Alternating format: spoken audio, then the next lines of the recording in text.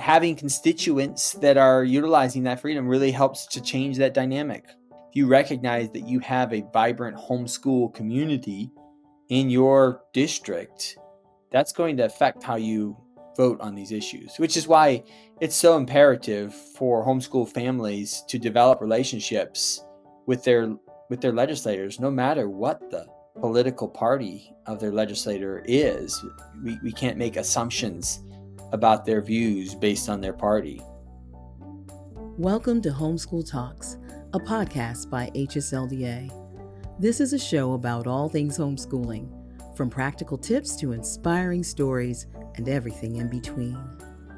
You can find show notes for this episode along with our other Homeschool Talks conversations at hslda.org/podcast. And if you want to be the first to know about new episodes as well as upcoming guests and topics, sign up for our email list using the link in the show notes. We're so glad you've joined us today, and we hope you enjoyed the program. Here's your host, Jim Mason. Hi, I'm Jim Mason, President of Homeschool Legal Defense Association, and this is another episode of Homeschool Talks. Today I'm joined by Indiana House Representative Timothy Wesco. Timothy has served as state representative since 2010. At the time he was elected, he was one of the youngest members to serve. Tim is also a homeschool graduate and I understand is a pastor as well. So thanks for joining me, Tim. I'm grateful to be on with you today. Thank you for the invitation. Oh, you're welcome. Later on, we're going to talk about some pretty monumental homeschool legislation that you shepherded through the Indiana legislature and was actually signed by the governor and passed into law, which is a great thing. But before we get to that, tell us about Timothy Wesco. What's your homeschool background, experience, and so forth? Well, born into a large family, I never really knew what it was to go to school because I guess I came home and I was at school. And so began learning as early as I can remember. And that was just, we were incorporated right into our classroom, our family classroom, and started learning from a young age. And being part of a large family, I had, with multiple older siblings, we was in a way what many people would imagine as a one-room schoolhouse. And it was just a fantastic experience. I was homeschooled from pre-K all the way through high school, and finished high school and then started taking theology classes then in my high school years, and then ultimately finished my education at Bethel University here in Mishawaka. So my parents were very engaged in our education. My mom was the history, English focused teacher. My dad was more of the math and science as an engineer, and they did a good job in teaching us, and I had a great education. So I was very blessed in that way. You say you had a large family. What does that actually mean? I'm one of 10, and I'm number 6 in the family, and it was fantastic. I loved every minute of it. Well, most of every minute of it. Most of the time. So my wife and I had 7 kids. They're all grown now. And one of the things that I have come to believe is that because we chose to homeschool, the relationships we have with our children, who are all now adults, was greatly enhanced. I mean, it just seemed to me like it helped in our, kind of solidifying the family relationships. Is that your experience as well? Yes, absolutely. And our family is still close to this day, with most of my siblings having settled here in northern Indiana, and still having regular get-togethers and family times. The next generation is prolific, and all of them are homeschooling as well. So it's a blessing. How about Tim Wesco? How prolific are you? My wife and I don't have any children of our own, so we're very engaged with our nieces and nephews. In fact, I hope you don't hear it through the microphone, but my wife is actually teaching piano here at our home. She has about 30 students, not all of them family, but quite a few of them. And so we're blessed to be able to be a part of their education. So in which order, what order did college, pastoring, and state legislature, how did that all come to be? If I were to attribute it to anything, it's just that I didn't plan it out. I trusted God to lead me and acknowledged him and sought his direction, and he opened up doors of opportunity for me in both of those, in all those ways. So my mom, very passionate for our American heritage and the freedom that we enjoy here in our country. We were raised as grateful Americans, and my parents were very civically minded, voted every election, but never ran for office themselves, never worked in government, never worked on campaigns. But then as I came into young adulthood, I got more engaged and started volunteering at the local level, and volunteering led to seeking office myself at a relatively young age. And the story of that was the state representative I grew up with had been in the office for 32 years. And then his successor was there for 6 years. And I was only 24 at the time. And the question was, well, should I run or should I not? And you realize that the opportunity isn't always there in front of you, the good opportunity, that is.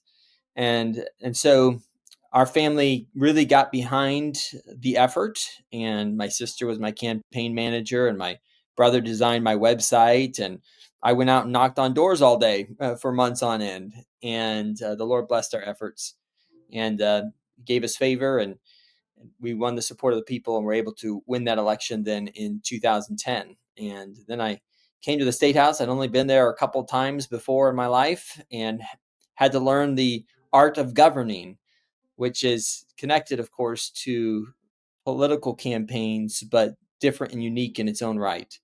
And it's just been a tremendous opportunity to serve in that role. But meanwhile, I'd always had an interest in ministry and in the gospel as really the the answer for our society, seeing that laws can make a difference, but yet they can't really change anyone's hearts. And so in the process of running for office, I had visited a lot of churches, and one of these churches was a small, struggling church in my community with a pastor that was in his mid to late 70s. And the Lord just gave me a burden to go over and try to help him when I could. And so I started volunteering there just as a song leader. And after my wife and I were married, she would go and we'd go there every Sunday night, and we'd lead the singing, and she'd play the piano. And of course, one thing led to another, and they asked me to come on staff as a part-time assistant pastor. And then a year and a half later, the Lord called me into a full-time senior pastorate ministry there, and we've been ministering there in that role for the last 10 years now.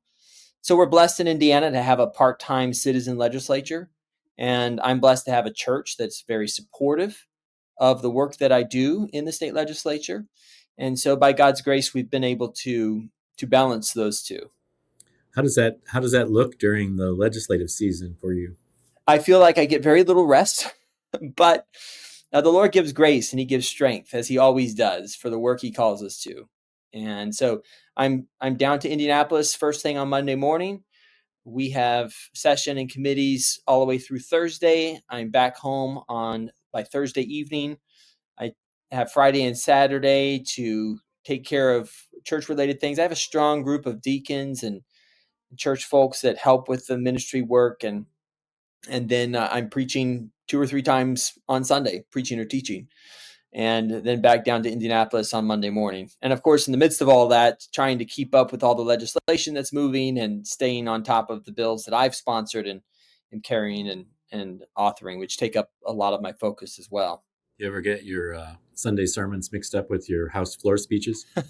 I don't think that's happened to me, but there's certainly times where they intersect, whatever the theme of the text that I'm preaching through and the issues that we're talking about in the State House. There's certainly applications that come out, but I'm actually much less political in the pulpit than many pastors would be.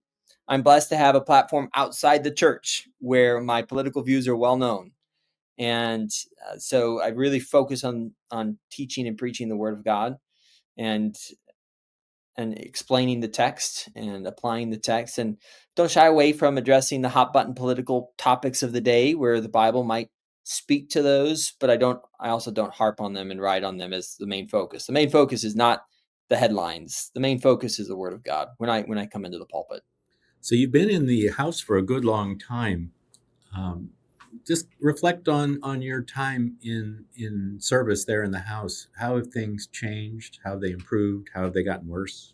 It's been fascinating to me just to observe my own depth of understanding and how it has grown, seeing the course of government and politics over a period of years and seeing the winds of change and how they come and how they go, and the issues that matter at one point and then don't matter so much and then matter again, and then they come back up and they resurface, and you start to see this cycle. I joke on one of those, it's property taxes. We reform property taxes every 4 or 5 years, I'm convinced, and it's a major topic of conversation. And there's a lot of issues like that. It'll be a hot button issue for a couple years, and then it'll quiet down, and then from another angle it'll become an issue again later on. But I've served now under 4 governors, and so I've seen how the different administrations have their strengths and weaknesses, and their particular focus, and how that affects us in the legislature. And it's been quite an experience to see Indiana do so much reforms and changes in our state, and education has been a huge part of that. Home education not really factoring into that in a significant way, except that it's been the expansion of school choice and educational freedom, which of course flows out philosophically from a homeschool perspective as well. Parents want the freedom and right to educate their children the way they see fit, and what's best for their child. And Indiana has been one of the leading states for school choice and education reform, and that's been exciting to see blossom. And I expect that continue to see blossom for many years to come. But there's a general watching and observation of the flow of culture and how that culture impacts government and policy, and how issues that were once big political issues become non-issues completely and entirely from a political standpoint. But in other respects, they still remain issues. And so home education has been one that I came in as a strong advocate of home education. And Indiana's just always been, as far as I can remember, a really strong homeschool freedom state. Our education chairman in the Senate for many years was a homeschool dad, and he and I worked together on some legislation early in our tenure just to try to strengthen the environment here in Indiana for homeschooling. And so that's been neat to observe. And of course, these last 5 or 6 years have been unprecedented in the growth of home education, which has been exciting and also perhaps a little terrifying, as there's a higher profile that home educators have. There's also not as much of a consensus necessarily amongst the homeschool community about what their primary objectives are in homeschooling. And so a lot of growing pains, I think, with that, and a lot of challenges. But here in Indiana, we still have a strong influence, and homeschooling is well regarded. I would say that by both sides of the political aisle. And in many respects, when my parents started homeschooling back in the early 80s, it was kind of this weird, odd thing to do, and nobody really bats an eye at it anymore. It's become commonplace. And so that's good. How many of your colleagues would you think in the legislature have some sort of a homeschool connection? Either were homeschooled or are homeschooling? Quite a few. I've had a lot of my colleagues, probably 3 or 4, who tell me about how their kids are homeschooling, so their grandchildren are homeschooled. I have other colleagues, and it's not even really a noteworthy thing anymore. I just found out this last session that one of my colleagues has been homeschooling for several years, and it's just nobody really takes that much note of it anymore. And so there's a fair number. Obviously, it's still certainly a small number comparatively, but I wouldn't be surprised if more than 10% of our legislature, if there aren't 15 or 20, that have either homeschooled their own children, have grandchildren being homeschooled, or have a close family member that's homeschooling. Well, let's move on to your signature legislation, the House Bill 1348. How did that come into being, and how did you shepherd it through the legislative process? So it's actually a legislative proposal that I've been working on for 5 years. And that's one of the things I've learned in the legislature is that patience and persistence go a long way. And I first introduced very similar legislation in the 2020 session and received a hearing in it in the committee, and it received some angst and criticism, and we then amended it, and just the end and short of it, it didn't pass that year. Why don't you summarize what you were trying to accomplish?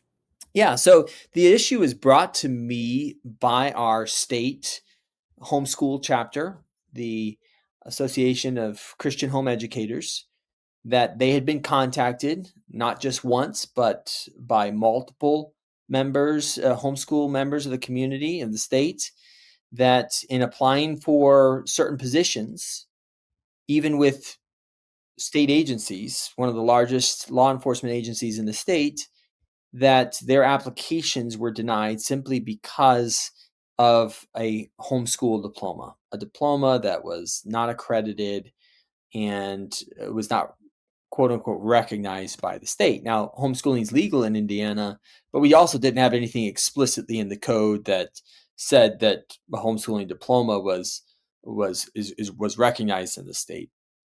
And so we also then I began to have conversations with some of the attorneys at HSLDA, and it came to recognize that this wasn't just an issue that had popped up here in Indiana, but had been an issue elsewhere in the country as well. And so it was worth taking a closer look at and addressing at a state level. And so what the legislation essentially does is that it just explicitly recognizes that a parent has the full legal authority to execute any document necessary to demonstrate their child's education, whether that be a transcript or a diploma. That's been the de facto case in Indiana, but it wasn't explicitly stated in code. Further, we stated that any state agency or government agency could not arbitrarily discriminate against these diplomas simply because they were non-accredited, non-public, non-accredited diplomas. If they want to ask for transcripts and verification like they would any other diploma, perfectly fine. But they couldn't just dismiss these. There was a case here in Indiana with this law enforcement agency where there was a state college graduate who applied for their agency, and they denied his application because his homeschool diploma was non-accredited.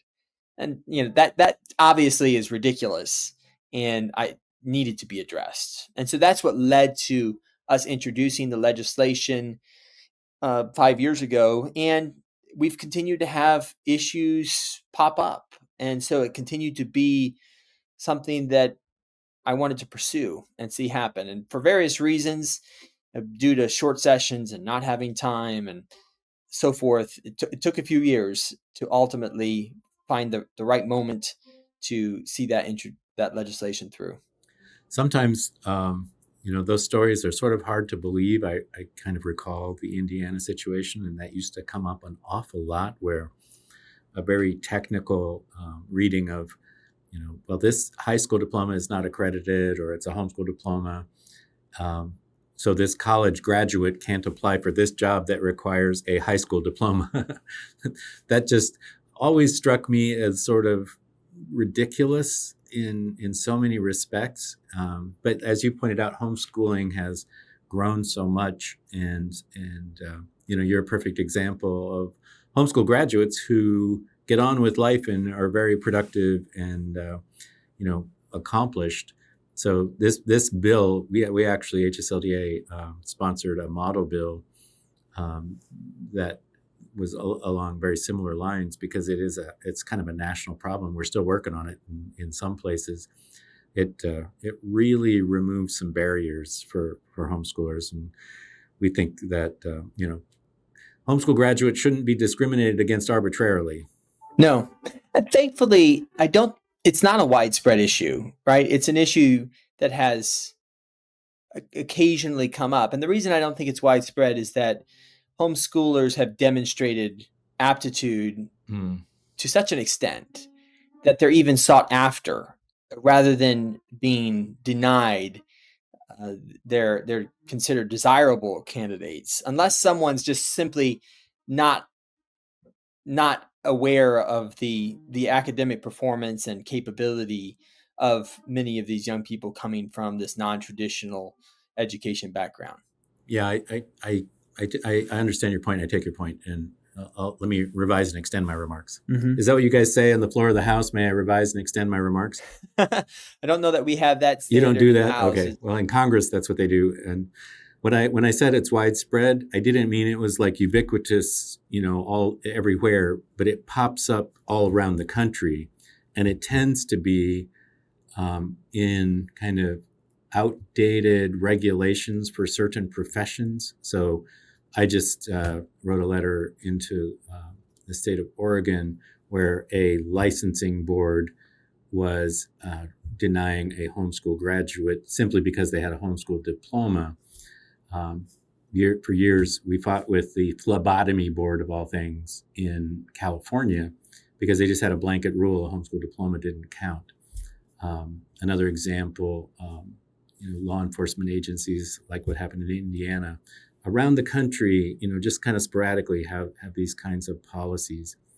And so trying to, years ago, back in the day when you were actually being homeschooled, probably, the military had kind of a treatment of homeschool graduates. They treated them as tier 2 instead of tier 1, simply because they had a homeschool diploma, and we worked for a long time to repair that as well. So when I say widespread, it happens all around the country in kind of, like you say, isolated ways. And I think, your bill making its way through the Indiana legislature is a demonstration of what you did say, though, that homeschooling and homeschool graduates are held in high esteem for them, so that after 5 years you could get this bill through. Did it sail through, or did you have to fight? We had to fight. There was just opposition that arose, and it befuddles me, but it became largely a partisan bill. There was some bipartisan support, as I recall, but it became partisan, and so we had to push it through, which is disappointing to me. I didn't feel like it needed to be, or that it should have been, but in those sorts of situations. But it was worth it to me to continue to press forward and move forward with that legislation. I was grateful I did. It had just passed in its final form and was on the governor's desk when I heard of a young lady that had applied to a county hospital, so a government entity that had denied. She had actually been accepted for the position, but then someone decided that, well, you don't really have an accredited diploma, so actually we can't hire you. And she was able to take this bill and say, hey, this bill just passed. My diploma's legal. And she started the job as planned because of that. So that was gratifying to see the legislation help someone right out of the gate like that. Yeah, that is gratifying. I mean, one of the weird things my old boss, who's recently retired, used to say, it's easier for homeschool graduates to get into Harvard than to get into hairology school. And that's one of the remaining barriers kind of around the country is that licensing boards for cosmetology tend to have that kind of outdated notion that we've helped people who have taken the entire course, passed with flying colors, taken the exam for licensing, passed that, and then were denied because of the technicality that they had a homeschool diploma. Just a couple of years ago, we filed a lawsuit in New Jersey, and their licensing board sort of relented. They've kind of changed course because I mean it's just sort of ridiculous. If you've taken the course and passed it, taken the licensing exam and passed it, what in the world is the barrier just because of this technicality? So it's really important legislation. It's something that we would like to see, in more states than Indiana. Mm. Let me ask you another question. You said that this bill ended up being partisan. You mentioned the legislative battle in Illinois. The thing that we learned there, now Illinois has Chicago and Indianapolis is not quite Chicago. I guess you've got Gary, which is pretty close to Chicago. It is. You're kind of right up there, close to Gary, aren't you? Or you're north central Indiana? Yes. Right. I'm actually closer to Chicago than I am to Indianapolis. Yeah. Yeah, it's about a 150-mile trip to Indianapolis, a 130-mile trip to Chicago. So my wife is actually from the Chicago region, from a homeschool family out there, and we have a lot of friends and family in Illinois. One of the things that we learned in this legislative season is that the growing diversity in the homeschooling community has made some real opportunities for some bipartisan. There are people who are homeschooling today who might generally be more inclined to vote Democrat, but they are passionate about homeschool freedom as well. And that's kind of a new and emerging thing that we're really tracking and trying to work with. Yeah. And I've seen that on other issues where right meets left. So oftentimes it's the most conservative and the most liberal members that come together, maybe for slightly different philosophical reasons, but yet are supportive of that freedom. And having constituents that are utilizing that freedom really helps to change that dynamic, right? If you recognize that you have a vibrant homeschool community in your district, that's going to affect how you vote on these issues, which is why it's so imperative for homeschool families to develop relationships with their legislators, no matter what the political party of their legislator is. We can't make assumptions about their views based on their party. We often say that the best homeschool advocates for any elected official is the homeschool family that's their constituent. It doesn't really matter which party, or that's why we really value and support the local Indiana State organization and their work. They're in the Capitol. I'm sure you probably attended some Capitol days with the state group there, and that's just so important because relationships matter. I mean, you develop relationships over years, and then when the hot button thing comes along, people who are really going to be affected, and that really made a difference in Illinois. The relationships established over many years makes a huge difference. Yes. As a representative, how important is that to you? Folks visiting you in the Capitol and in your district. It's very important.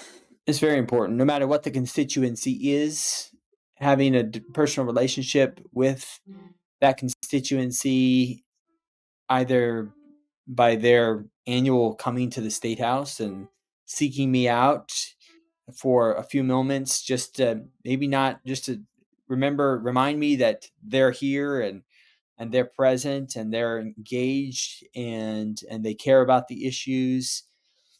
One of the groups is the farming community, and one time in Indiana, farmers represented north of 30% of the population. Today, they represent about 3% of the population, but yet they still carry tremendous influence and clout at the State House because they maintain a presence at the State House. They maintain relationships with their legislators. So it doesn't necessarily take a extremely large constituency to develop influence. It just takes time and effort and a willingness to go and continue to touch base on an annual basis or more with that legislator, and just to check in, say, hey, we've got something going on. We'd love to have you out. Whether it be a graduation ceremony or any type of event that can be really powerful. you've served a long career in the House already. Have any plans for the future? We're really content where we're at right now. I mean, that's both serving in ministry and serving in the legislature. But we haven't ruled out seeking higher office if that opportunity were to present itself and to serve at a higher level. And we wouldn't rule out just going back to being private citizens. That's this is something that God has given me the opportunity to serve in this time and in this place. And if He has more work to do in the arena, then we're prepared to answer that call, but are content serving the Lord and serving our community in the roles we're at right now. Well, that's great. I'm so glad you could join us today, and I want to thank you again for devoting 5 years of your legislative experience in shepherding this important bill through. It's a great example of the kind of bill that we'd like to see in more states than Indiana. It really does serve to remove barriers to really highly qualified homeschool graduates in certain professions, like the young lady that you mentioned, was able to take the newly minted bill and achieve her next steps in her career. It's really important that legislators all around the country recognize the growth and the vitality of the homeschool movement. So we really appreciate the work that you've done. Thank you, Jim. And I appreciate the Homeschool Legal Defense Association. You guys have always been great advocates. And frankly, we owe a lot of gratitude to the organization, to you, to your leadership over the decades for being that voice to protect the freedoms that we enjoy today. So thank you. I appreciate that to our founders, Mike Ferris and Mike Smith. Had a vision over 40 years ago, back when homeschooling was, your parents were maybe just beginning, and it was considered to be kind of an unusual thing and illegal in most places, and maybe even incorrectly thought to be illegal in many places.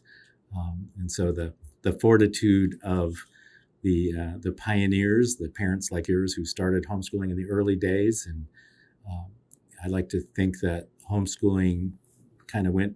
I have a speech actually called From Fringe to Movement to Institution.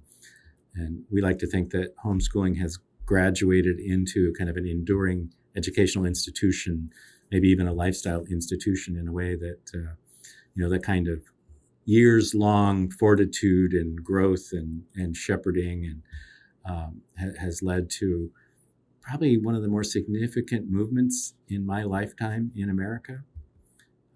And you're a part of it. I am, and I'm grateful to be. Well, thank you. Today, my guest has been Timothy Wesco, pastor and representative in the House in Indiana. And you can go to the links below to see the bill that he introduced and stuck with for 5 years to finally get through the Indiana legislature. And if you would like to see something like that in your state, please get a hold of us, because we'd love to help you remove the barriers to homeschool graduates all across the country. Once again, my guest has been Timothy Wesco, and this has been another episode of Homeschool Talks. If you're interested in joining with us in the work we do here at Homeschool Legal Defense Association, you can go to HSLDA.org and you can become a member, add your voice to 94,000 homeschool families across the country in every state to protect and advance homeschool freedom. You can also donate to our cause at hslda.org/donate. So thank you for joining us again today. My privilege. Thank you. Today's episode is made possible by HSLDA's Generation Joshua program. Do you have a student who wants to make a difference in our nation? Generation Joshua empowers teens to make the most of their citizenship through local clubs, immersive simulations, online courses, and real-life campaign experiences. For more information, visit generationjoshua.org. That's generationjoshua.org. Thanks for listening to this episode of Homeschool Talks. If you've enjoyed this conversation, will you do us a favor by sharing it with a friend or leaving us a review on Apple Podcasts? As a reminder, You can find show notes for this episode along with our other Homeschool Talks conversations at hslda.org/podcast. And if you want to be the first to know about new episodes, as well as upcoming guests and topics, you can sign up for our email list using the link in the show notes. That's all for now. We hope you enjoyed this program, and we'll see you next time.